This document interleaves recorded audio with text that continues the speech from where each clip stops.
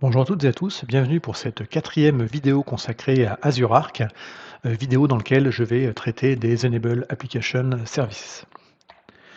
Donc tout vient en fait de la conférence Build dans laquelle Satya Nadella a présenté en fait la capacité dans les services d'Azure de Microsoft de déployer des applications cloud natives et de les exécuter partout. Partout, c'est-à-dire effectivement dans Azure et à l'extérieur d'Azure. En fait, si on reprend un résumé relativement bref de la conférence Build 2021, qui a eu lieu, je le rappelle, au mois de mai 2021, sur l'hybride, pas mal de choses ont été dites. Première chose, effectivement, c'est de redéfinir la flexibilité. C'est-à-dire ne plus finalement avoir plus de compromis entre finalement la productivité d'une application PaaS et utiliser également Kubernetes, qui est une plateforme, mais qui est une plateforme sur laquelle il y a beaucoup de travail à faire. Donc ce qui est un petit peu à l'opposé du PaaS, où effectivement le PaaS, on vous vend du service managé, où une partie du travail, entre guillemets, est fait par d'autres. L'idée également derrière la build de 2021 et dans le message, c'était de dire on écrit son code une seule fois et on peut le déployer n'importe où. On peut le déployer effectivement dans le cloud côté Azure, on peut le déployer sur du Edge, on peut le déployer dans un data center sur site, mais l'idée encore c'est d'écrire son code une seule fois et d'avoir un code qui est finalement assez agnostique de l'endroit où il sera exécuté. Et puis là encore, quand on écrit du code, désormais les développeurs doivent s'orienter sur la construction d'applications de type cloud native en termes d'approche. Donc je rappelle, pour ceux qui ne connaissent pas, qu'il y a un momentum qui s'appelle le 12 Factor App, qui reprend les règles de bonne pratique pour écrire des applications cloud natives, c'est-à-dire applications capables de monter en charge, d'être hautement résilientes, le tout sans avoir à reprendre constamment l'architecture. Et là encore, l'idée, c'est que ces applications cloud natives puissent être déployées dans un cloud comme Azure, sur du Edge, ou carrément dans un data center sur site. Dernière chose, effectivement, dans la build 2021, il y a eu un gros focus sur le fait de déployer, de gérer des applications qui ont été packagées dans des containers et de pouvoir les rendre finalement déployables n'importe où de manière cohérente avec Azure Kubernetes Service. Alors on va commencer avec les premières choses qui vont nous intéresser pour la partie Arc Enable Application Services. C'est la notion de cluster extension. Donc vous savez que, on l'a vu dans les vidéos précédentes, donc la partie 2 d'Azure Arc pour Kubernetes, que désormais on peut effectivement gérer depuis Azure des clusters Kubernetes qui ne sont pas instanciés physiquement dans Azure, mais qui sont instanciés par exemple dans un data center ou chez un autre fournisseur de cloud, mais managés depuis le contrôle plane d'Azure Arc qui est dans Azure. Du coup, en fait, on a rajouté de nouvelles fonctionnalités pour ces clusters Kubernetes managés, notamment une fonctionnalité intéressante qui s'appelle les cluster extensions. Donc ça porte bien son nom, ça va permettre de rajouter des fonctionnalités, des extensions en fait, sur des clusters Kubernetes qui sont gérés au travers de Arc. Donc ici, on a quelques exemples d'extensions qui ont été installées sur mon petit cluster Arc. Et donc on voit ici, il y a des extensions liées aux data services. Donc ça, je rappelle, je vous encourage à voir la vidéo numéro 3 où je parlais d'Azure Arc Enable Data Services. Mais on voit également d'autres extensions comme celle-ci par exemple qui est Azure Defender pour Kubernetes ou encore ici Azure Monitor. Donc l'idée là encore, c'est de pouvoir enrichir fonctionnellement ce que sait faire son cluster. Et puis l'avantage d'une extension, c'est qu'on est au-delà de simplement quelque chose qu'on installe, qu'on aurait pu installer par des manifestes ou par un chart Helm, mais là vraiment c'est d'avoir des choses qui sont après managées, c'est-à-dire qu'une fois que l'extension est installée, elle peut être mise à jour de manière automatisée. Donc ça c'est la première chose qui va nous intéresser pour la suite effectivement qu'on va voir. Une deuxième fonctionnalité qui est arrivée, qui est très intéressante pour des clusters Kubernetes gérés par Arc, c'est la notion de Cluster Connect. Donc ça vous permet en gros d'exposer, d'accéder à l'API serveur de ce cluster Kubernetes qui est hors de Azure, sans pour autant offrir des flux réseau entrants sur vos firewalls, dans votre data center ou sur du Edge ou ailleurs. Donc, vous l'aurez compris, hein, l'idée derrière, c'est d'avoir une sorte d'agent qui va faire une sorte de reverse proxy. Donc, un tunnel est établi en sortant en TLS à destination d'Azure, et on utilise Azure comme point de relais pour arriver finalement sur l'API serveur de ce cluster qui est hors de Azure et qui n'est pas néanmoins exposé en termes de flux entrants dans l'environnement où il est instancié. Donc ça va faciliter le Cluster Connect, l'utilisation de solutions de type intégration continue ou déploiement continu qui sont hostées à l'extérieur de l'endroit où est le fameux cluster Kubernetes. Donc je pense à Azure DevOps, je pense à GitHub Action, mais on pourrait imaginer d'autres solutions de ce type-là. Alors, le Cluster Connect, il va donc c'est une fonctionnalité qui est spécifique au cluster Kubernetes géré par Arc. Donc on va gérer le tout par la ligne de commande effectivement AZ Connected K8s avec derrière l'option proxy. D'accord. Donc cette ligne de commande va permettre effectivement de se connecter à distance sur le cluster Kubernetes qui est dans son environnement, là encore comme je l'ai dit, hors de Azure. Donc sur ce cluster Kubernetes, on va avoir en fait ici un agent qui va émettre une connexion sortante au travers du firewall ou du proxy de l'organisation. Donc là encore, il va falloir autoriser le port TCP 443 à sortir à destination de Azure. Et une fois que la connectivité, la socket est établie avec Azure, eh bien on servira de Azure pour rebondir effectivement sur ce cluster. Alors, les prérequis pour utiliser le Cluster Connect, c'est d'avoir des agents Arc dans une version supérieure à la 1.10 et de mettre à jour la fameuse extension Connected K8s. Je parle de l'extension au sens ligne de commande AZ. Vous faites un AZ extension update K8s, Connected K8s. Pardon. Donc une fois qu'on a ça, on va pouvoir sur un cluster donné activer du coup cette nouvelle fonctionnalité. Donc ici, j'ai fait la ligne de commande AZ Connected K8s, donc pour se connecter à un cluster Kubernetes, géré par Arc. J'active une fonctionnalité, et la fonctionnalité c'est Cluster Connect. Je précise le nom de mon cluster, le nom du resource group, c'est-à-dire l'objet Azure Arc dans Azure, et normalement tout ça est bien installé. Une fois que c'est installé, vous devriez voir la présence dans le namespace Azure Arc de nouveaux pods qui sont les pods Cluster Connect Agent, qui vont effectivement assurer cette connectivité à destination d'Azure, tout simplement. Alors pour se connecter au Cluster Connect, ça reste un API serveur, donc c'est pas OpenBar. Deux options d'authentification sont possibles, soit on passe par de l'Azure Active Directory, soit on utilise un service token account, donc un service account beer token, pour faire simple. Donc si vous êtes sur de l'Azure Active Directory, deux options, soit ce sera l'usage d'un compte utilisateur, auquel cas il faudra penser à faire le cluster role binding notamment, comme indiqué ici. Et puis si c'est un applicatif qui va utiliser cette fonctionnalité de Cluster Connect, dans ce cas-là on va passer par un service principal. Pour se connecter, une fois finalement on a installé la fonctionnalité qu'on a fait ces role binding, eh bien, il va simplement, une fois qu'on sera authentifié avec la ligne de commande AZ, on va simplement utiliser la commande AZ Connected K8s espace proxy, le nom du cluster, le nom du resource group, et la magie devrait opérer à ce moment-là. À tout moment, on peut couper la connexion avec un CTRL-C, et puis une fois que la connectivité elle est montée, après on peut envoyer ces commandes de kubectl. Si on passe par un beer token, dans ce cas-là, il faut créer effectivement le compte de service sur le cluster Kubernetes, faire le cluster role binding, récupérer le token, le passer bien entendu le décoder en base 64. Et ensuite, on va utiliser le token dans la ligne de commande AZ en faisant un AZ K8s proxy, nom du cluster, nom du resource group, et là on fait passer le token derrière, tout simplement. C'est relativement bien documenté dans la documentation du produit, donc n'hésitez pas à la relire. Et donc le résultat va donner ça. Hop, ici, donc j'ai fait un AZ K8s, Connected K8s, proxy, le nom de mon cluster, le nom de mon resource group, et j'ai fait passer après le token derrière. Donc qu'est-ce qu'on va voir? On va voir que le proxy va écouter sur un port donné, que du coup la configuration est mergée avec votre kubeconfig, et qu'à partir de là, vous êtes prêt à envoyer des commandes en fait à votre cluster Kubernetes. À tout moment, on peut couper cette connectivité. Mais une fois que sa connectivité est établie, en fait, on peut simplement venir lancer ces commandes. Donc vous voyez là-haut, j'ai fait un kubectl getNode, et là je suis bien connecté à distance. Donc ce cluster, pour le coup, il tourne sur une machine qui est quelque part par là.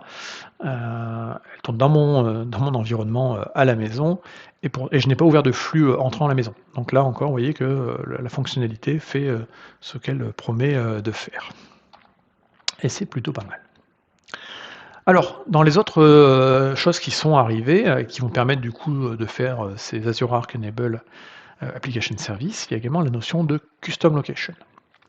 Custom Location, vous le voyez dans le portail d'Azure quand on va effectivement dans la partie Arc, et c'est actuellement en preview. Et donc le Custom Location, il faut voir ça comme une sorte de pendant à une région Azure. Donc une Custom Location va représenter en fait un cluster Azure Arc, un cluster Kubernetes activé avec Azure Arc, pour un namespace donné avec des services spécifiques activés dessus. Donc par exemple, on peut dire je fais une Custom Location à Issy-les-Moulineaux pour les services de base de données, ou pour les services d'application, c'est ce qui va nous intéresser particulièrement en fait ici. Alors point important, c'est que le Custom Location, il dépend en fait de la fonctionnalité de Cluster Connect dont je viens de parler tout à l'heure. Donc on va dire que dans l'empilement des couches et pour pouvoir créer des Custom Location, il faudra au préalable effectivement configurer le Cluster Connect et passer ensuite par des extensions qui apporteront des fonctionnalités liées aux Data Services, aux Application Services, etc. Et tout cela fonctionne effectivement sur des clusters qui sont sur lesquels on a fait l'intégration avec Azure Arc. Et ces clusters, finalement, peuvent prendre n'importe quelle forme, n'importe quel cluster Kubernetes, conforme, on va dire, à la Cloud Native Computing Foundation. Alors, une vue un peu plus détaillée en termes de ressources provider. Quand vous allez donc du coup créer un objet de type data controller ou un application services qu'on va voir tout à l'heure, on envoie effectivement des commandes à la fabrique d'Azure, donc un Azure Resource Manager, qui va ensuite interroger le resource group, le resource provider spécifique. Donc là, c'était l'exemple avec Azure Arc Data, mais ce sera exactement la même chose qu'on va voir tout à l'heure avec la partie Application Services. Donc en général, le provider ici, le provider Arc va se connecter au kubectconfig. Non, le provider Arc va d'abord récupérer effectivement la configuration, le kubectconfig du cluster, qui est donc associé à la custom location. Et en fait, il va y avoir deux choses qui vont être créées. Il y aura des extended location, qui est donc un resource provider spécifique dans Azure, et puis ensuite une modification de configuration au niveau du resource provider Kubernetes. D'accord ? Une fois que tout ça est fait, effectivement, le resource provider Arc spécifique aux data services, aux application services, va utiliser le kubectconfig pour créer, supprimer, modifier en gros de la configuration d'applicative ou de database directement sur le custom location, c'est-à-dire dans le cluster, dans un namespace donné. Voilà, tout simplement. Et là ensuite, on a l'opérateur sur place qui va s'occuper, en fonction de la configuration qui lui a été envoyée par le resource provider, d'appliquer localement dans le cluster les bons éléments. Donc ce custom location, comme prérequis, d'avoir une version d'Azure CLI assez récente et d'avoir donc un cluster Kubernetes connecté à Arc avec effectivement les bonnes extensions, donc le KBTS-extension et le custom location. Et puis il va falloir également enregistrer le provider Microsoft Extended Location au niveau de Azure. Je rappelle qu'un provider fournit des fonctionnalités dans Azure et que tous les providers ne sont pas activés par défaut. Certains, il va falloir les enregistrer pour pouvoir bénéficier de ces fonctionnalités-là. D'accord ? Donc première chose, effectivement, on va installer l'extension pour la ligne de commande AZ du Custom Location, d'accord ? Et ensuite, on va enregistrer le provider Extended Location. Donc j'ai fait ici l'enregistrement du provider, AZ Provider Register, Microsoft Extended Location. Donc ce provider va nous être de plus en plus utile, plus on aura des services hybrides hors de Azure, plus ce service-là, ou ce provider pour être plus précis, sera utilisé. D'accord ? Une fois que le provider est enregistré, il faut savoir que les régions dans lesquelles on va stocker la configuration de ces custom locations, ce sera East-US ou West Europe. En tout cas, c'est le cas aujourd'hui pendant la preview, et cette vidéo est enregistrée. On est fin juin 2021. Ensuite, il va falloir activer cette fonctionnalité de custom location sur son cluster Kubernetes qui est connecté à Azure Arc.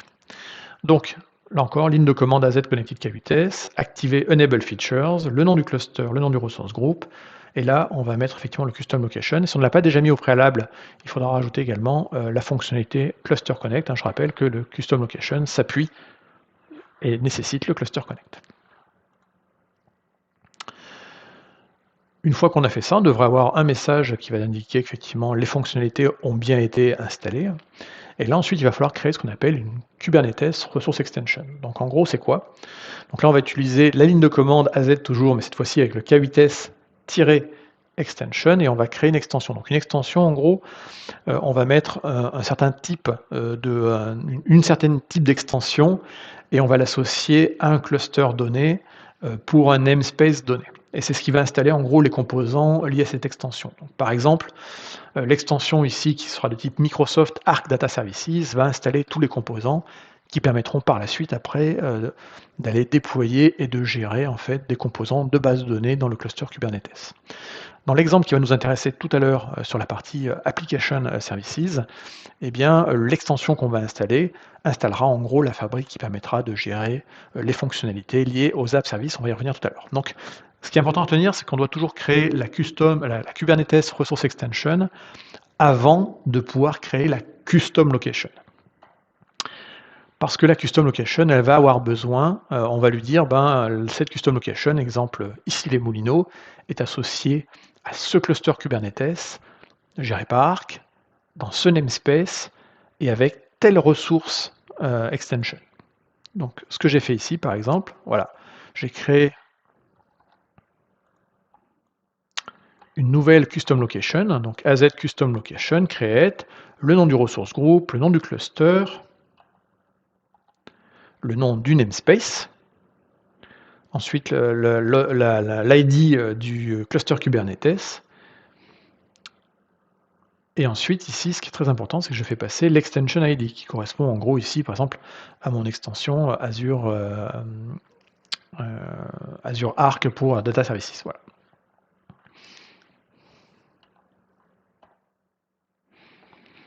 Au final, quand on va aller dans l'interface du portail ou quand on va faire un AZ Custom Location List, on va bien obtenir effectivement une nouvelle Custom Location. Donc ici, je l'appelais Brie-sur-Marne.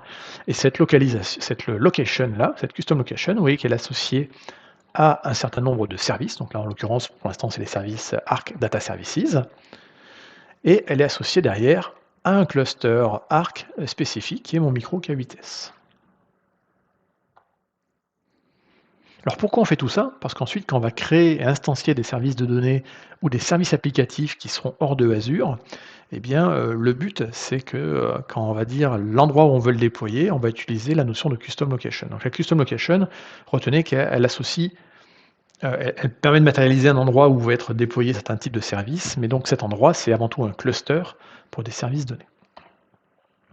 Et là, on va voir un exemple très simple. Vous voyez ici, je crée une Azure SQL Manage Instance Azure Arc, donc une manage instance instanciée hors du périmètre des data centers de Azure. Et effectivement, quand on regarde ici, on va avoir cette notion de dire où est-ce que je vais déployer cette manage instance. Et là, je vais avoir la notion de custom location. Voilà. On en arrive donc au vif du sujet, Azure Application Service sur Azure Arc.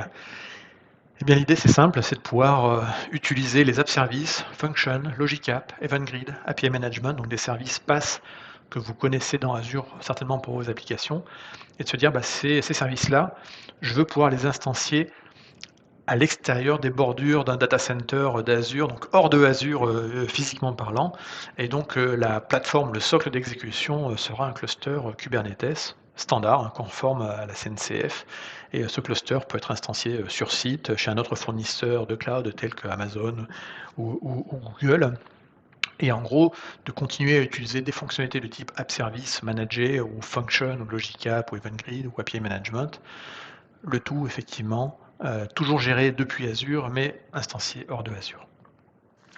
Donc ça fait partie des nouveautés qui ont été annoncées lors de la conférence Build 2021 du mois de mai.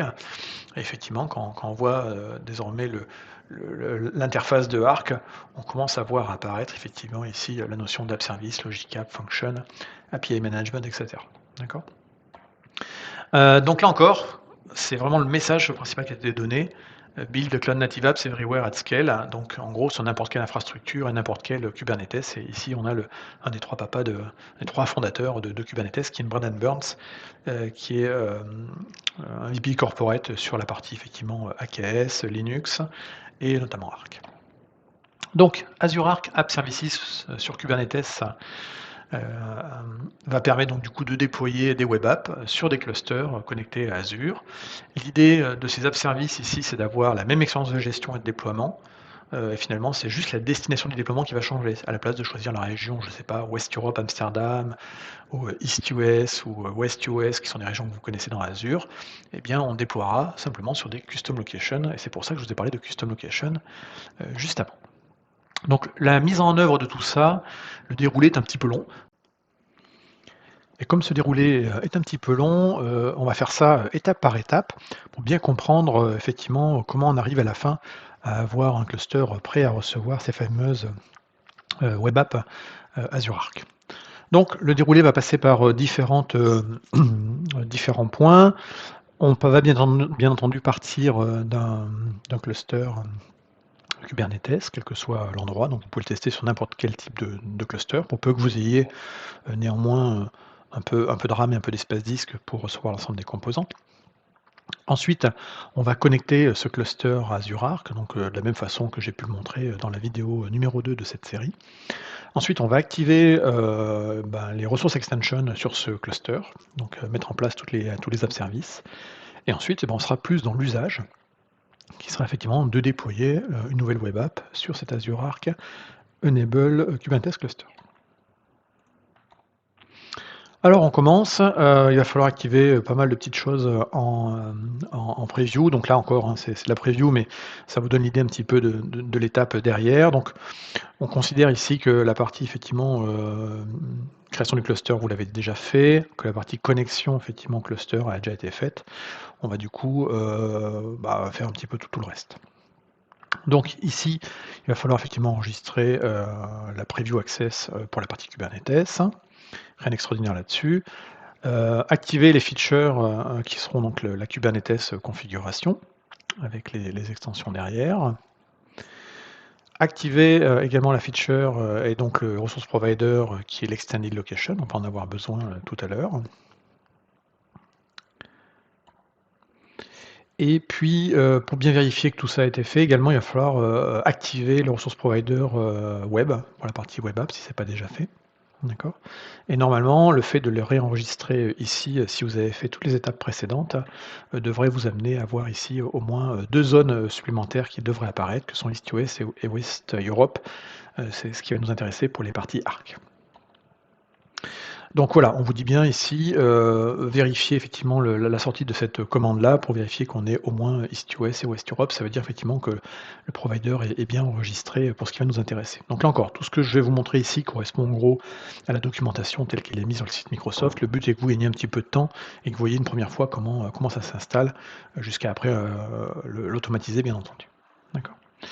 Une fois qu'on a ça, on va quand même vérifier que tout son outillage est bien à la bonne version. Donc on va vérifier sa version d'Azure CLI. On va vérifier qu'on a les bonnes extensions. Et si ce n'est pas le cas, on va les mettre à jour. D'accord ? Donc en l'occurrence ici on a déjà un cluster Kubernetes normalement qui doit être activé, connecté à Arc, ou en tout cas on a tous les composants pour le faire. Donc on a l'extension Connected K8s, on a le Custom Location, on a le K8s-configuration et K8s-extension. D'accord ? Pour la partie spécifique aux app services sur Azure Arc, il va falloir rajouter là encore une nouvelle extension. Donc cette nouvelle extension ici, pour le coup, donc AZ extension add, elle est sur une source un peu particulière. Là encore ici, j'ai fait ces opérations-là sur la preview. Donc pour l'instant, effectivement, c'est comme ça. Et là encore, c'est documenté. Et donc on va donc rajouter une nouvelle extension qui sera l'extension qui va s'appeler AppService-Cube. Et là on commence à comprendre dans la terminologie effectivement que ce seront les app services d'Azure qu'on va venir amener sur Kubernetes. À partir de là, donc, on a tous les composants pour faire le setup. Du coup, on va connecter le cluster à Arc, si ce n'est pas déjà fait. Donc là, je liste ici mes clusters Kubernetes. Alors j'ai fait l'opération ici pour avoir une grosse machine, je l'ai fait, j'ai fait pour l'usage de la démo, j'ai utilisé un cluster Kubernetes qui était instancié dans Azure. Ça n'a pas vraiment de raison d'être au-delà de faire le test. Normalement le cluster est hors de Azure bien entendu, mais ici pour avoir une grosse machine avec assez de RAM, etc., j'ai utilisé une machine virtuelle, enfin j'ai utilisé un cluster dans Azure avec les ressources que j'ai. Mais considérons ici que simplement ici vous avez un cluster Kubernetes. Ce cluster Kubernetes est tout à fait standard au départ, il a les namespaces par défaut. Et donc, ben, le but, c'est de faire l'étape ici de connecter ce cluster à Azure Arc. Donc là, rien d'extraordinaire. Je suis déjà logué avec la ligne de commande Azure. Je vais faire un AZ K8S, un AZ Connected K8S, Connect. Je vais dire que je vais matérialiser ce cluster sous la forme d'un cluster Arc dans ce ressource groupe ici. Et il s'appellera K8S Stan Web Arc. Voilà. Donc là, c'est la procédure de onboarding. D'accord. À l'issue de l'onboarding donc du cluster Kubernetes dans Azure Arc, normalement, effectivement, on doit avoir un nouveau namespace qui doit apparaître. Et ce nouveau namespace doit s'appeler Azure Arc, tout simplement. Et si donc on récupère les pods de ce namespace Azure Arc, on va voir effectivement l'ensemble des composants qui montrent effectivement qu'on a bien, connecté son cluster Arc. D'accord. On peut voir ça également du coup dans le portail d'Azure hein, visuellement. Donc je vois ici mon cluster Kubernetes géré par Arc.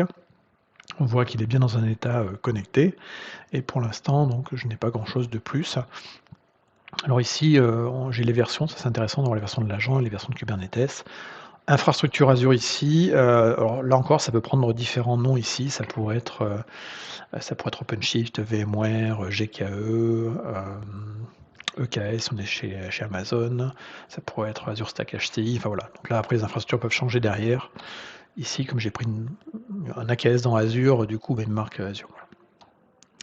Donc, en l'état actuel, mon cluster a été monté, je l'ai connecté à Azure Arc, et maintenant, on va prendre là toutes les étapes, la partie la plus longue en fait, qui consiste effectivement à implémenter tous les composants pour pouvoir à la fin déployer une application de type web app sur mon cluster. Donc si vous aviez déjà une extension, et ça c'est possible qu'avec l'évolution de la preview, il faille faire cette opération, d'enlever l'ancienne extension pour mettre la nouvelle. Donc là, on rajoute l'extension effectivement pour ajouter cette chose-là qui est donc la AVP Service Cube. Voilà, donc on va faire un AZ Extension add -is avec la source derrière qui est donnée. D'accord. À partir de là, eh bien, on va créer une nouvelle extension sur le cluster. Donc on va utiliser la ligne de commande AZ K8S extension create. Et là, en gros, on va venir donner quoi? On va donner ici le nom du ressource groupe où est stocké le cluster Arc, le nom du cluster Arc, le type de cluster, donc là en l'occurrence ici c'est un cluster connecté au sens avec l'agent Arc, et ensuite derrière, très très important, on va donner le type d'extension qu'on veut créer pour ce cluster-là. Et là, on va vouloir créer une extension de type microsoft.web.appservices. Ensuite, il y a tout un ensemble de paramètres derrière. Je ne vais pas rentrer dans les détails parce que ça n'a pas vraiment d'importance. C'est documenté et vous avez l'exemple dans la documentation. Mais en gros, derrière, on est en train de dire que cette extension, elle sera sur le train de release qui est stable. Elle est activée en mode auto-upgrade. Et puis là, j'ai tous les éléments qui est derrière qu'on pourra la configurer, ces choses-là. D'accord? Donc cette partie-là, en fait, va aller vous installer plein de choses en fait sur votre cluster. Donc on lance, on lance tout ça, et puis quand vous allez donc ensuite faire un AZ K8S extension, K8S-extension show le nom du cluster connecté, vous allez voir effectivement donc le nom de votre cluster et l'extension derrière avec sa version et un état d'installation qui est pending. Alors l'installation n'est pas instantanée parce qu'il y a pas mal de composants en gros qui vont être amenés en fait dans un namespace pour installer tout ça, d'accord? Et le namespace ici, vous l'avez donné en fait dans votre commande ici en disant -release namespace égale appservice-ns. D'accord. Donc en l'état de l'assistant, pour l'instant on est dans cette étape-là d'installer les composants qui vont permettre de faire en gros de gérer la notion de service de type app service au sein de Kubernetes. Alors j'ai bypassé cette partie-là parce que pour des raisons de temps c'était pas intéressant, mais c'est à ce niveau-là qu'on va activer également un puits de log si après on veut avoir toute la partie monitoring. En général c'est tout recommandé. Là ici je suis passé de là directement à ici. Alors Si vous faites un kubectl get namespace, vous allez voir apparaître effectivement l'arrivée d'un nouveau namespace qui est donc celui que j'ai défini tout à l'heure, donc le app service-namespace. Et si vous faites une recherche, si vous faites un kubectl get pod sur ce namespace, pour l'instant au départ vous n'allez pas avoir de pod. Donc ça prend, comme je l'ai dit, un petit peu de temps, le temps que ce soit déployé. Si vous attendez un petit peu, vous allez commencer à voir apparaître ici tout un ensemble de pods dans ce namespace. Et on va dire que on pourrait assimiler tout ça en gros à la fabrique qui va gérer en gros la notion d'app service sur Kubernetes. Et donc là on voit plein de composants qui sont donnés et qui sont en train de s'installer doucement, avec le téléchargement et l'installation des conteneurs. Donc si on regarde les noms ici, alors on voit du Envoy ici. Alors pour ceux qui connaissent un peu le monde Kubernetes, Envoy en fait est une solution de reverse proxy qui est utilisée pour faire notamment des ingress, donc des ingress contrôleurs pour pouvoir en fait recevoir des flux et les traiter. C'est également utilisé dans des services mesh comme Envoy, Open Service Mesh, Services, etc. Et puis ici, alors on voit qu'il y a une notion de cache image, de gestion des logs. On voit ici un scaler, hein. Donc ça c'est ce qui va nous permettre effectivement, parce qu'on va être sur des app services, donc l'autoscaling va nous intéresser. On a des mécaniques qui vont permettre de faire ça tout seul. On a des mécaniques de build et d'app controller. Voilà. Donc en gros, pour faire simple, ce sont tous les composants qui vont être nécessaires pour faire tourner en gros des app services. Voilà.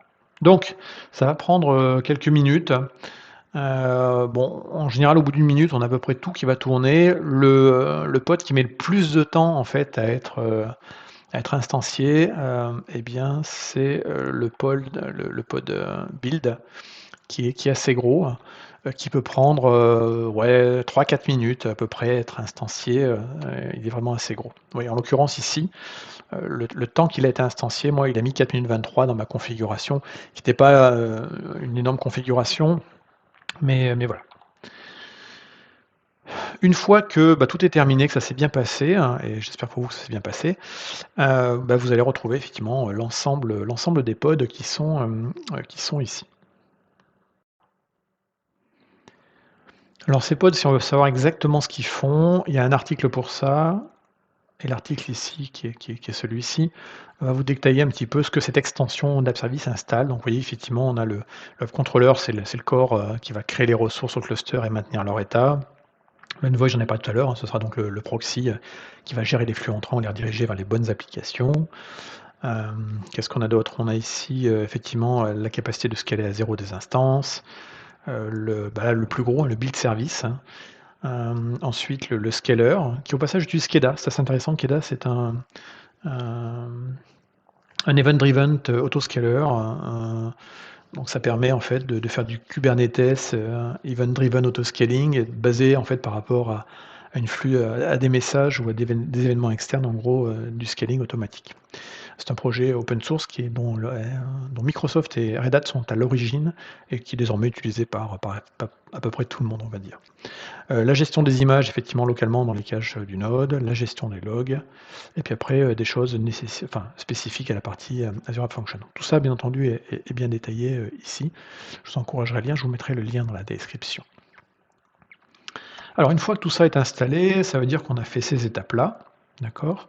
Et quand on refait donc un AZ K8s extension show le nom du cluster, normalement, quand tout s'est bien passé, on doit être ici dans un état installé. Donc ça veut dire en gros qu'on a tous les composants, tous les applicatifs qui vont permettre effectivement par la suite après de dire je prends une web app et je veux l'instancier hors de Azure. Donc tous les composants sont en train de tourner sur le cluster Kubernetes. Maintenant, étape suivante, on va venir créer une custom location et qu'on va associer, donc je rappelle, une custom location, on associe à un cluster Kubernetes pour des extensions données un nom. Donc, on va aller ici au niveau donc, des extensions de notre cluster. On voit ici effectivement que dans les extensions, on a donc celui qu'on appelait TDF Web Apps, qu'on vient juste de créer au préalable dans cette étape ici. On est dans la version 0 que c'est installé. On va récupérer l'ID de cette extension. Donc l'ID, en gros, ben, c'est votre abonnement avec le nom de votre numéro de votre abonnement, le ressource group où elle est mise, provider, Microsoft Kubernetes, /connected cluster, et puis en dessous, vous avez voilà, provider, cavité de configuration, extension, clac, clac, clac. Donc ça, c'est l'extension ID qu'on va utiliser. On va récupérer également l'ID de son cluster. Voilà, ça c'est l'ID de mon cluster, donc il est dans tel ressource group, il s'appelle KVTS Stan WebArc. Et à partir de là, donc j'ai créé une custom location, je lui ai donné enfin j'ai créé une variable entre guillemets qui s'appelle ici les Moulineaux. Et ici donc je vais donc du coup en ligne de commande créer ma custom location. Donc, je le rappelle, hein, je vais faire az custom location create. Je vais donner le nom du ressource group arc sur lequel j'ai mon cluster. Je vais donner ici, enfin sur lequel je veux créer ma custom location. Alors là pour le coup je vais tout mis dans le même ressource group. Je lui donne le nom ici, je lui donne le hot ID, donc l'ID de mon cluster, le namespace dans lequel sont stockés mes app services, et l'extension ID, donc l'extension qui associe ça au web app. Pof, on crée tout ça. Normalement, à l'issue de tout ça, c'est bien créé. Et là, si je fais un écho de mon custom location ID, j'ai bien un ID ici qui va reprendre. Effectivement, provider, Microsoft.extension location, custom location. Donc j'ai désormais une nouvelle custom location qui s'appelle ici les Moulineaux. Alors je l'ai fait ici en ligne de commande parce qu'au moment où j'ai fait l'opération, c'était encore en preview, je pense que c'est d'ailleurs toujours au moment où j'enregistre la vidéo, et que la UI, donc le portail Azure, ne marchait pas très bien pour faire cette opération-là. Néanmoins, une fois qu'on a fait l'opération ligne de commande de création, pour aller le visualiser, ça marche très bien. Donc on va dans la partie Azure Arc, et donc on va dans la partie Custom Location, et là vous voyez ici l'arrivée donc du coup d'une nouvelle Custom Location qui s'appelle ici les Moulineaux, et qui est associée à un service qui s'appelle Microsoft Web App Service, dont le nom est dans mon cas ici TDF Web App Cube. Et on voit que ce custom location eh bien, est associé à un cluster particulier qui est celui-ci. Et donc avec le petit logo Arc.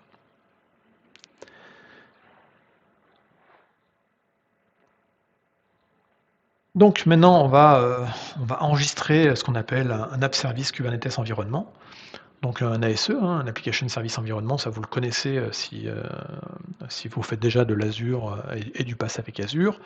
En gros, on associe, on va dire, un ensemble de machines virtuelles, un Azure Plane, à en fait des applicatifs derrière. Donc là, c'est à peu près la même chose qu'on va faire ici. À la place de faire un ASE, c'est un ASE spécifique à Kubernetes, mais l'idée est à peu près la même. Donc, si je regarde pour l'instant mon custom location, ici les Moulineaux, pour l'instant, effectivement, il est associé au service Arc, qui sont les web apps, dans le namespace app service namespace, d'accord. Pour l'instant, on me dit bien ici que aucune ressource n'a été déployée dans cette custom location, c'est normal, je viens de la créer. Et bien, et donc là, je peux effectivement faire un AZ provider show et montrer derrière toutes les custom locations que j'ai. Donc maintenant, je vais créer donc un app service plan, enfin ou l'équivalent mais sur Kubernetes. Donc ça s'appelle un AZ app service cube. Je crée de coup un app service pour mon Kubernetes avec le nom du ressource group où il y a mon arc, mon environnement Kubernetes, ma custom location donc, qui s'appelle ici les Moulineaux. Et puis je vais affecter à cela une adresse IP également statique qui sera du coup mon point d'entrée pour mes environnements.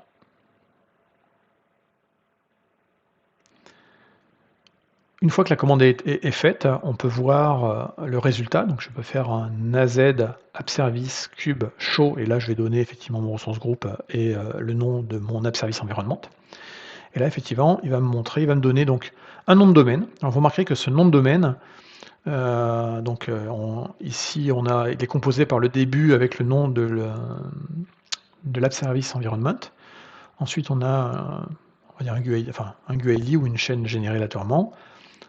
Région Azure, région au sens objet arc.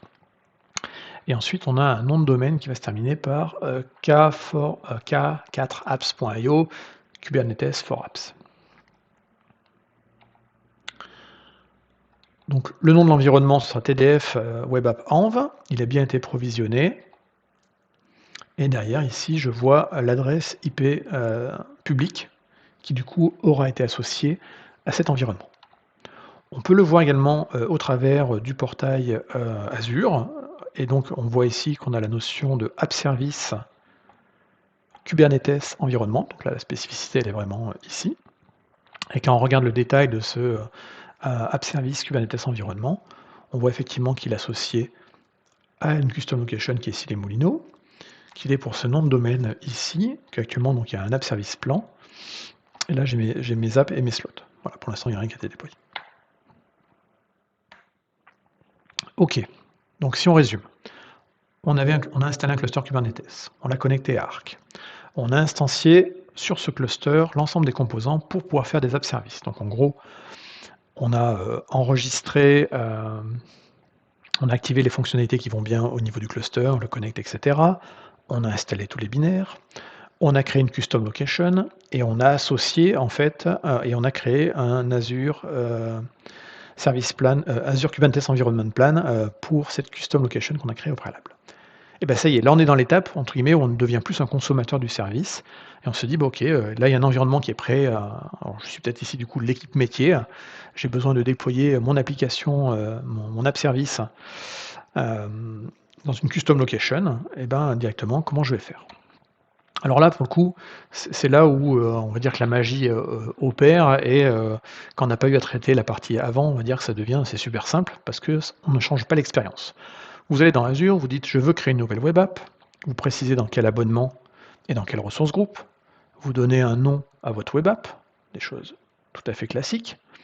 Vous choisissez soit du code, soit un container Docker, du Linux ou du Windows. Alors à ma connaissance, dans la preview, je crois qu'on est encore que sur du Linux aujourd'hui.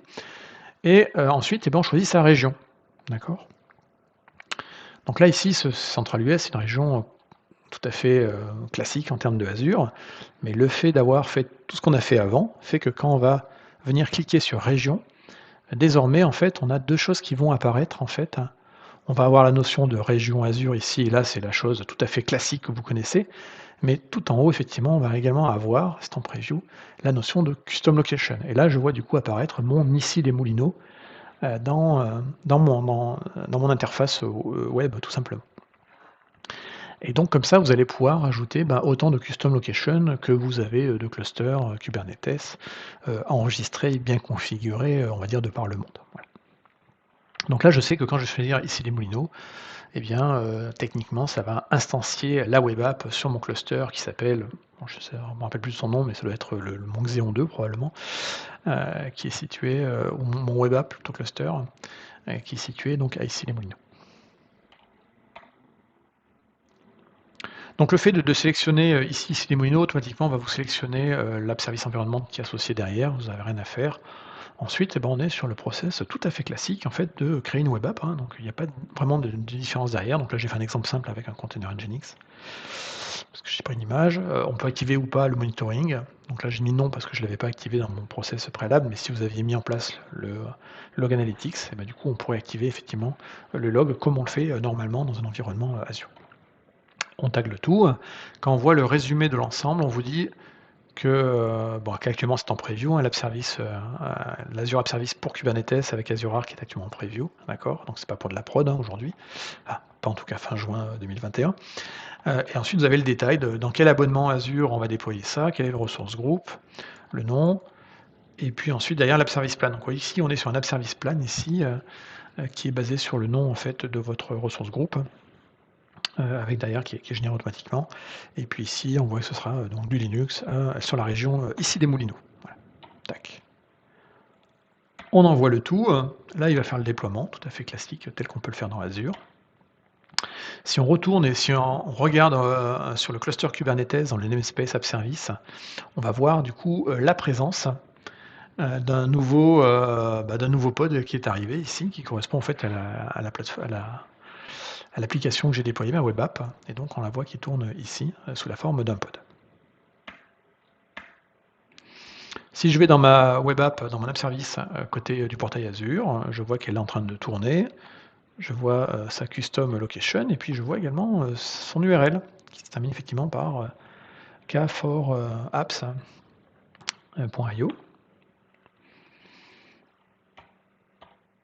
Et du coup, si je reprends cette URL, eh bien, hop, automatiquement, j'arrive effectivement sur mon cluster, enfin, sur mon application web qui est déployée sur mon cluster. Donc, le nom de l'application web, tac, tac, tac, et voilà. Donc c'est là qu'on comprend effectivement que tout a été automatisé pour vous. Vous n'avez pas eu à ouvrir des flux spécifiques sur votre data center ou l'endroit où tourne votre cluster Kubernetes. Tout va passer par le cluster Connect.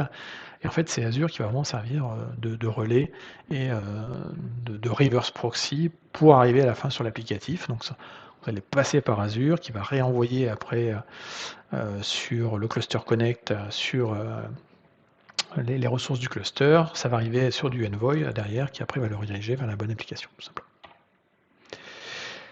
Et voilà, c'était un petit peu long, c'est peut-être un peu complexe avec beaucoup de lignes de commande dans une présentation, mais là encore, je n'ai fait que reprendre la documentation étape par étape en essayant effectivement de bien expliquer les différents points. On va dire que du point de vue, on va dire de ceux qui vont préparer ces environnements, il y a effectivement le travail de préparation du cluster, la connexion à Azure et puis l'installation de tous les composants pour faire de l'app service sur un cluster Kubernetes, mais qu'à l'issue, la phase d'usage à la fin de tout ça, eh bien, devient relativement simple parce qu'une fois que les custom locations sont créées, les gens vont simplement utiliser en fait les mêmes déploiements qu'ils faisaient avant en déployant des web apps dans Azure, sauf que là, c'est la location qui va changer, tout simplement. Si on retourne sur notre fameuse custom location, ici les moulineaux qui étaient là, du coup désormais on voit qu'on a 3 ressources qui ont été déployées de type web, ici. Et si on regarde dans le détail, en fait, ces 3 ressources, ça correspond à quoi? Eh bien, ça correspond donc à un app service plan qui a été généré automatiquement, à l'app service ici, et puis on l'a vu tout à l'heure, hein, le fameux app service Kubernetes environnement. Voilà.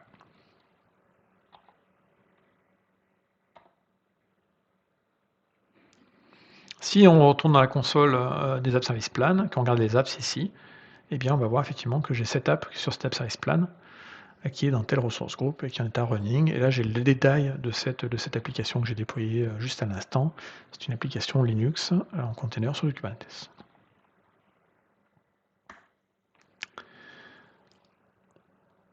Si on passe par la console Arc, l'interface sera à peu près similaire. Donc on descend ici sur les parties app service. Et là, je retrouve là encore ce que j'ai déjà déployé, donc mon stand TDF juin 2021, le standard prix, l'app service plan utilisé, la souscription et l'app type ici qui est web app. Voilà. On va voir qu'il y a d'autres app types qui peuvent exister. Ça fait partie des choses. Donc, donc là, on a parlé d'une web app. On peut également déployer des logic apps. Donc, je rappelle que logic app, ça permet de faire des workflows. D'accord, donc un ensemble d'opérations que jusqu'ici, effectivement, Azure Logic App tournait uniquement dans Azure et que désormais, grâce à Arc et donc les Azure Enable Application Service, on va pouvoir également déployer ces Logic Apps dans des infrastructures hors de Azure. Donc le bénéfice, vous l'aurez compris, hein, on contrôle l'environnement d'exécution en termes de conformité, de sécurité, de localisation. Donc des fois, ça peut être intéressant d'avoir son workflow qui va aller taper ses données dans son data center, qui est donc à côté des données et qui n'est pas dans un, par exemple, data center Azure. Ça peut être intéressant également quand vous voulez en fait avoir la même logique de déploiement ou les mêmes solutions partout, dans les régions où il y a de l'Azure et les endroits où il n'y en a pas. Si on est dans un pays où on a des problématiques réglementaires, des problématiques de latence, la non-présence d'un data center Microsoft pas loin, eh bien on peut se dire ok, je vais instancier localement du coup un Kubernetes, faire de l'Arc dessus, le piloter toujours depuis le contrôle plane d'Azure avec la même logique de déploiement derrière, et faire tourner tout ça localement. L'élasticité, là encore, c'est les promesses du cloud. Je rappelle qu'elle est assurée par KEDA dans la partie App Services. Donc on a cette mécanique-là qui est faite. D'accord ? Donc pour créer une logic app, on va simplement venir, on peut le faire par le portail, hein, je crée une logic app. Et puis c'est au moment où on va venir choisir la région, là encore, hein, que la magie va opérer. Donc tout le travail de préparation que je vous ai montré tout à l'heure, il va être valable effectivement pour les web apps, les logic apps, les functions, etc. Donc ici, ma custom location existe, hein, je vais reprendre ici les moulineaux. Je dois lui associer un compte de stockage, ça c'est nécessaire pour les logic apps. Je peux activer effectivement du monitoring derrière, et puis ensuite je vais lancer tout ça. Tac. Déploiement complet, là encore, si je refais un kubectl getpods sur mon namespace App Services, je vois l'arrivée ici, effectivement, d'un nouveau pod, qui est mon pod Logicap, qui est en cours d'initialisation et qui, une fois terminé, va tourner ici. D'accord ? Une fois qu'il est instancié, dans la console d'Azure, eh bien, on retrouve effectivement les informations liées à cette Logicap, l'URL à utiliser, d'accord, sa custom location, sur quel service plan elle est, etc. Alors un point important, c'est que les workflows qui sont instanciés par Azure Arc, Enable Application Services, donc les Logicap, on ne peut pas les éditer aujourd'hui, en tout cas. Donc c'est expliqué parce qu'actuellement ça tourne sur du Kubernetes environnement, qu'on est encore en preview, etc. Et donc on vous dit, si vous voulez gérer, éditer votre workflow, utilisez Visual Studio Code, le designer, et puis après, ou alors utiliser directement un zip ou un container. Donc je rappelle que dans Visual Studio Code, on a des extensions, dont une est assez intéressante pour Logicap, qui permet effectivement d'avoir le designer, qui est à peu près l'équivalent de ce qu'on a dans le portail d'Azure quand on manipule normalement les Logicap. Là encore, il va nous falloir une extension en termes de ligne de commande, si on veut le faire en ligne de commande, donc AZ Extension Add. On rajoute ici cette extension qui là pour l'instant, c'est une URL bien particulière parce qu'on est en preview. Et donc ça va rajouter effectivement cette nouvelle extension qui du coup vous permet de faire des commandes de type AZ Logicap create, nom du resource group, nom de la Logicap, nom du compte de stockage, custom location, subscription. Et là en fait c'est l'équivalent de ce que je vous ai montré tout à l'heure graphiquement, sauf qu'on le fait en ligne de commande. Et là encore effectivement on voit la Logicap qui apparaît et la création derrière des app plans qui sont associés. D'accord ? Toujours dans l'idée, Azure Function, qui est du serverless, qui tourne sur Azure avec les Azure Plans, là c'est pareil en fait, on a tout ce qu'il faut sur Azure Arc pour le faire tourner, donc là encore, bénéfice, contrôle de l'environnement d'exécution, et on va publier les Azure Functions soit par du code, soit du container. Alors, tout ça est pas mal, App Service, Function, Logicap sur Azure Arc. Aujourd'hui, on reste encore dans une état de preview, parce que ça a été annoncé fin mai, et que là, on est fin juin quand je présente cette vidéo. Donc retenez quand même qu'il y a encore des limitations qui sont documentées. On n'a pas toutes les fonctionnalités à 100% des App Services ou des Functions de Logicap encore sur Arc. Ça va arriver doucement, mais il y a encore pas mal de choses qui ne sont pas disponibles. Donc ne misez pas encore tout dessus, commencez à travailler sur le sujet et vérifiez bien effectivement ce qui fonctionne et ce qui ne fonctionne pas. D'accord ? Néanmoins, comme on est sur de la preview, tout ça est gratuit pendant l'usage de la preview.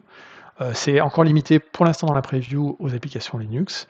Et on est, on va dire, agnostique, on est compatible avec toute stack applicative, .NET, Node.js et d'outils Quanti.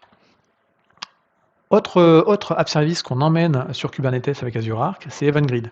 Donc vous savez qu'EventGrid, c'est un broker de messages, c'est utilisé pour intégrer effectivement des applications dans des architectures event-driven.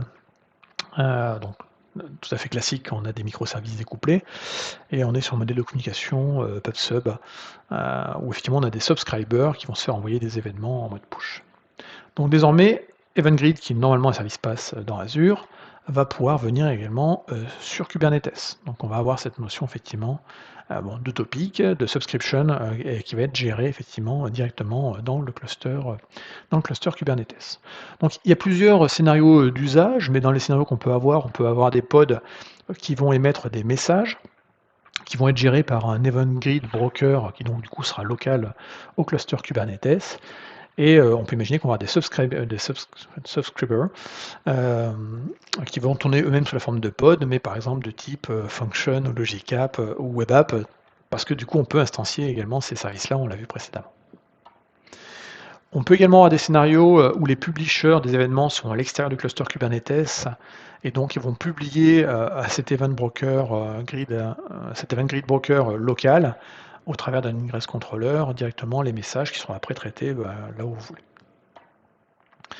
Et puis on peut également utiliser ce service pour lui-même envoyer en fait des messages vers d'autres clouds, d'autres solutions sur site, ou vers d'autres services d'Azure qui vont pouvoir également consommer tout ça. Donc finalement on a pas mal de scénarios, on va dire, ça dépendra un petit peu de d'où sont générés les messages, où est-ce qu'ils doivent être traités, mais la combinatoire est assez intéressante. Là encore, on est sur, donc on amène des services PaaS, localement, enfin hors de Azure. On n'a pas encore toutes les fonctionnalités, donc on n'est pas à isopérimètre fonctionnel entre EventGrid sur Azure, donc Azure Event Grid et Event Grid sur Kubernetes. Donc il y a quelques changements. Là encore, je vous encourage à lire la documentation et pour bien savoir effectivement si ça peut marcher ou pas dans votre cadre d'usage. Pour installer le Event Grid sur Kubernetes, on va passer là encore par les extensions. Alors pour le coup ici c'était un peu plus packagé que ce qu'on a pu voir tout à l'heure où ça a été fait très à la main entre guillemets pour les app services. Là on a simplement à prendre un cluster Kubernetes géré par Arc, cliquer sur Add et là on voit ici apparaître le Event Grid pour l'extension Kubernetes. On clique simplement sur Create. On précise le nom de l'extension et le namespace dans lequel cette extension va être installée. Ensuite, on va venir préciser des éléments de configuration liés à ce broker. Donc, par exemple, quel est le stockage persistant qui va être utilisé au niveau du cluster Kubernetes pour stocker les informations, quel espace disque on va utiliser, quelle limite on va donner en termes de mémoire et en termes de request minimum. Donc si vous ne connaissez pas votre storage class, faites simplement un kubectl get sc ou get storage class, et vous verrez ce qu'il y a de disponible, d'accord. Et puis ensuite, il va falloir configurer, généralement les communications vont passer par du HTTPS, donc c'est là où on doit faire passer effectivement l'ensemble des certificats à utiliser, et puis les certificats des chaînes d'autorité de certification. On peut désactiver le HTTPS, mais c'est non sécurisé, donc c'est pas forcément recommandé. Et puis on peut activer bien entendu le monitoring derrière. Le monitoring, si on l'active, on va avoir en fait un exporteur de type Prometheus, chose relativement classique dans le monde Kubernetes. À partir de là, on peut rajouter des tags. Et puis, c'est à peu près tout. Hein. Une fois qu'on a ça, on fait un create. Et là, il va faire le déploiement automatique directement sur le cluster Kubernetes. Une fois que c'est fait, donc on vous dit que votre extension, alors on vous dit que c'est terminé, ça c'est un peu un piège, le déploiement est terminé. Il faut bien quand même aller vérifier quand même si l'extension est encore en pending, c'est-à-dire que les pods sont en train d'être téléchargés et instanciés sur le cluster Kubernetes. Ça peut prendre quelques minutes à installer, d'accord. Donc au départ, quand vous allez faire un kubectl getPod sur le nom du namespace que vous avez choisi pour déployer l'Event Grid, il se peut que vous n'ayez rien, soyez un peu patient. Et puis au bout d'un moment, ça va arriver, vous allez voir effectivement deux pods apparaître, un broker et un opérateur. Ensuite, on a créé donc ici, on a un nouvel environnement de type Event Grid, enfin on a tous les binaires pour l'Event Grid. Il va donc du coup falloir créer une custom location, d'accord. Tout à fait classique comme on l'a vu tout à l'heure. Donc on va créer une custom location en disant je prends ce type de ressources, ce type d'extension, dans tel cluster, dans tel namespace, et du coup on va l'associer à un nom et donc à une custom location. Autre service intéressant, Azure Arc Enable API Management. Donc, c'est qu'API Management, ça permet de gérer des communications et des API. Il y a plusieurs composants qui existent côté Azure Public sur Azure API Management. Il y a le développeur portal, il y a le portail, le centre de pilotage. Et puis, il y a la partie gateway, qui est l'endroit sur lequel les clients vont se connecter et qui va faire office en gros de reverse proxy pour les API. Donc dans la partie Arc, en fait, ce qu'on va pouvoir déployer, c'est vraiment le composant qui est l'API Gateway, qu'on va pouvoir, en gros instancier sous la forme, de pod dans un cluster Kubernetes. La partie administration, donc du service API Management va demeurer dans Azure, le portail développeur aussi. Mais là, l'idée, c'est que si on a par exemple beaucoup de communications à filtrer par l'API Management au sein d'un data center ou d'un site hors de Azure, on n'a pas à faire des allers-retours en fait avec l'API Gateway qui est dans Azure. Donc du coup, on amènera l'API Gateway au plus proche des API, mais on va continuer à gérer ça de manière unique depuis le portail d'Azure et en centrale depuis Azure. Eh bien, cette vidéo se termine en fait. On a passé pas mal de temps, c'était la 4e partie dédiée à Azure Arc. Vous voyez qu'il y a beaucoup de choses qui sont en train d'arriver du côté du monde hybride, côté Azure. Effectivement, donc vous voyez donc Azure comme étant un contrôle plane et ensuite de pouvoir instancier des services qui normalement sont des services managés dans Azure à l'extérieur de Azure en utilisant un socle qui est relativement classique et standardisé, qui est Kubernetes. Donc ça veut dire effectivement maîtriser ces environnements Kubernetes, parce qu'on va venir installer des choses sur du Kubernetes. Donc là encore, des fois, l'usage de Kubernetes managé ailleurs peut être intéressant ou, d'avoir des gens qui connaissent bien le sujet parce que c'est effectivement la plateforme sur laquelle tout va reposer, à la fin. J'espère que cette vidéo, vous a intéressé. N'hésitez pas à revenir, il y aura probablement une partie 5 parce qu'on va continuer encore à annoncer des nouveaux services sur la partie Arc. Merci, au revoir.